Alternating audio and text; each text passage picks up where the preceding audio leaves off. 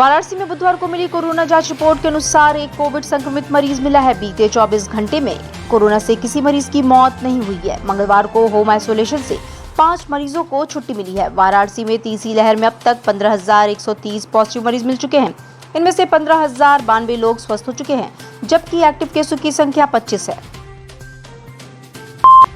सारनाथ अंतर्राष्ट्रीय पर्यटन स्थल के पुरातात्विक उत्खनन स्थल परिसर स्थित पुरावशेष संग्रहालय एवं आसपास के मंदिरों का सोमवार को डीसीपी वरुणा जोन के साथ अधिकारियों ने निरीक्षण किया। DCP Varuna zone doctor Aarti Singh, ACP Sarnath circle Amit Kumar Srivastava police बल के साथ सबसे पहले पुरातात्विक संग्रहालय पहुंचे। इसके बाद वो पुरातात्विक खंडहर उत्खनित परिसर का निरीक्षण किए।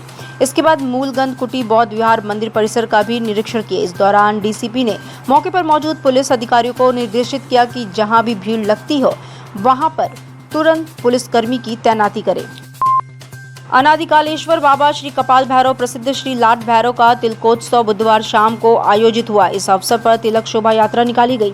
बता दें कि तिलक शोभा यात्रा शाम 7 बजे कज्जाकपुरा स्थित जानकी बाग से निकलकर अपने निर्धारित मार्ग जलालीपुरा, तेलियाना, हनुमान फाटक, बलुआबीर, अंबिया मंडी, कतवापुरा, जतनबर, भैरवनाथ होते हुए विश्वेश्वरगंज सब्जी मंडी तक पहुंची, जहां माता शीतला के प्रांगण में वैदिक रीति रिवाज के साथ बाबा के तिलकोत्सव का कार्यक्रम संपन्न हुआ। इस दौरान डमरू के नाद और हर हर महादेव के जय घोष से पूरा माहौल गुंजयमान हो उठा।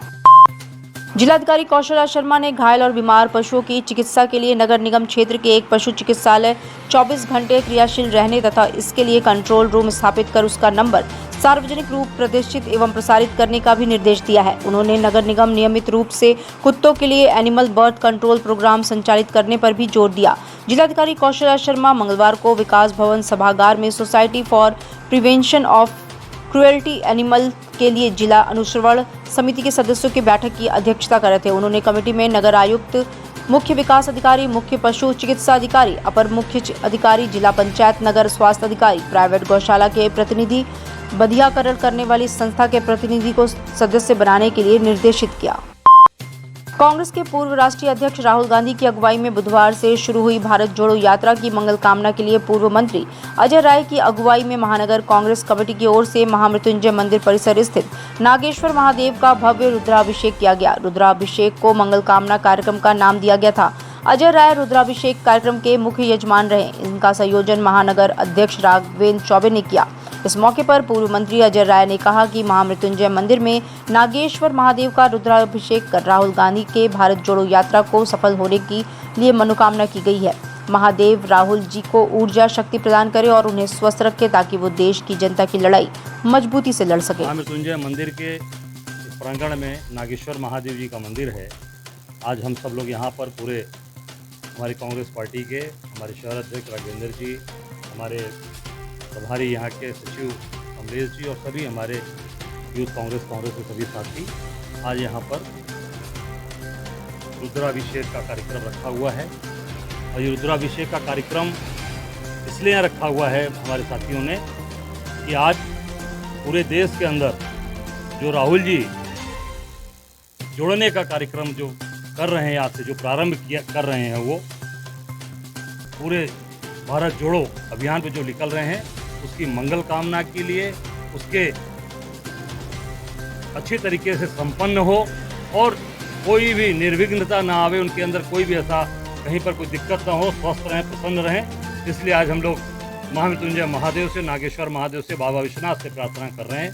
सभी हम सब कांग्रेस के लोग, काशीजन, कि वो स्वस्थ रहें और इस देश के लिए दिन रात जिस तरीके से सेवा कर रहे हैं, देश के लोगों की सेवा कर रहे हैं, उस तरीके से वो आगे बढ़ते रहें।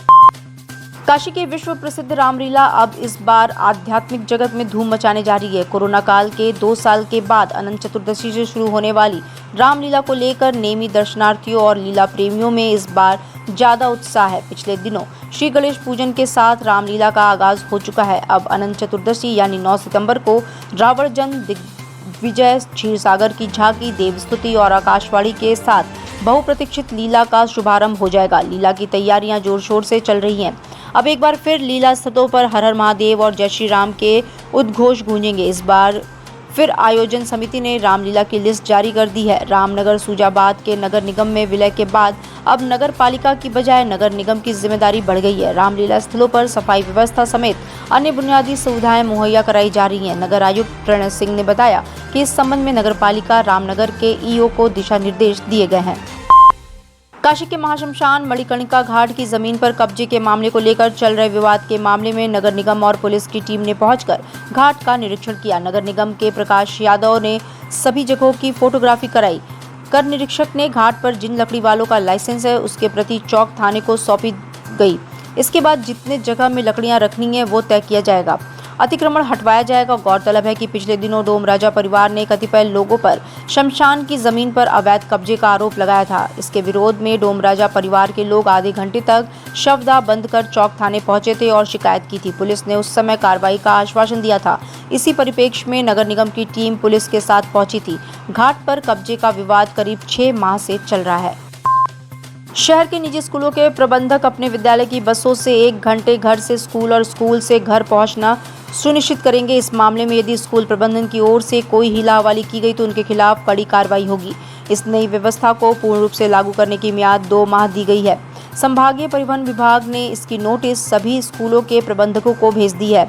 आरटीओ प्रवर्तन उदयवीर सिंह ने लाइव वीनेस को बताया कि जिले में जो भी स्कूली वाहन संचालित हो रहे हैं वो स्कूल से घर ले जाने में बच्चों में 2 से ढाई घंटा समय लगा देते हैं। सड़क पर घूमते रहते हैं, इससे अभिभावक परेशान होते हैं। शासन से निर्देश है कि बच्चों को निश्चित समयावधि में उनके गंतव्य तक पहुंचाया जाए, इसे हम सुनिश्चित कराएंगे। देखिए स्कूल आए और ये इसलिए किया जा रहा है कि ये प्रायः देखा जा रहा है दैनिक चेकिंग में कि स्कूली वाहन जो है 2-2 घंटे, ढाई घंटे सड़कों पर जो है बच्चों को लेकर घूमते हैं और कलेक्ट करते हैं बच्चों को, तो बहुत ज़्यादा समय लग रहा है। तो शासन के ऐसे निर्देश दिए गए हैं कि बच्चों को अधिकतम 1 घंटे में उनके घर से स्कूल ले आया जाए और स्कूल से उनके घर पहुँचाया जाए, और इसको सुनिश्चित करने के लिए हम लोग जो है ये प्रावधान ला रहे हैं। इस तरीके की कभी शिकायतें आया करती थी जिसको लेकर के इस तरीके की क्या बैठक की गई थी या क्या किया गया था?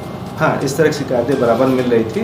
तो शिक्षा के व्यवसायीकरण को लेकर माननीय विधानसभा की जो समिति बनी हुई है उसके द्वारा भी निर्देशित किया गया है कि बच्चों के जो है स्वास्थ्य को, शिक्षा को और उनके जो है भविष्य को देखते हुए अधिकतम 1 घंटे में बच्चों को उनके गंतव्य से उनके स्कूल तक ले आया जाएगा।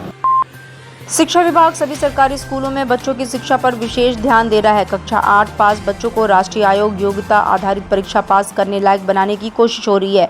इसके लिए बेसिक के अध्यापकों की टीम बनाई जा रही है। इस परीक्षा के पास होने के बाद छात्र छात्रा को 1-1 हज़ार रुपये प्रतिमाह स्कॉलरशिप मिलता है। जिला बेसिक शिक्षा अधिकारी डॉक्टर अरविंद कुमार पाठक ने लाइव वीएनएस को बताया कि बच्चों की पढ़ाई पर ज़्यादा ध्यान है।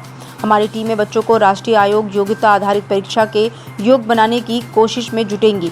लक्ष्य ये है कि जिले के अधिक से अधिक बच्चे इस परीक्षा को पास कर लें तो उन्हें न केवल आर्थिक मदद मिलेगी बल्कि उनका मनोबल भी बढ़ेगा।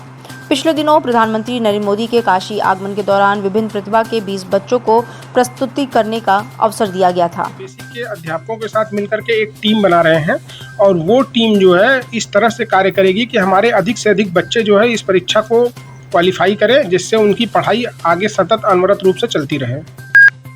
प्रदेश के कौशल विकास एवं व्यावसायिक शिक्षा राज्य मंत्री कपिल देव अग्रवाल ने वाराणसी के सर्किट हाउस में विभागीय अधिकारियों से बैठक के पश्चात पत्रकारों से बातचीत में कहा कि प्रदेश में आज व्यावसायिक शिक्षा को लगातार बढ़ने का प्रयास किया जा रहा है। प्रधानमंत्री नरेंद्र मोदी अब यूएई के दौरे पर गए थे तो वहां पर कौशल विकास के नए नए आयामों को देखकर उसको अपनाने पर बल दिया था।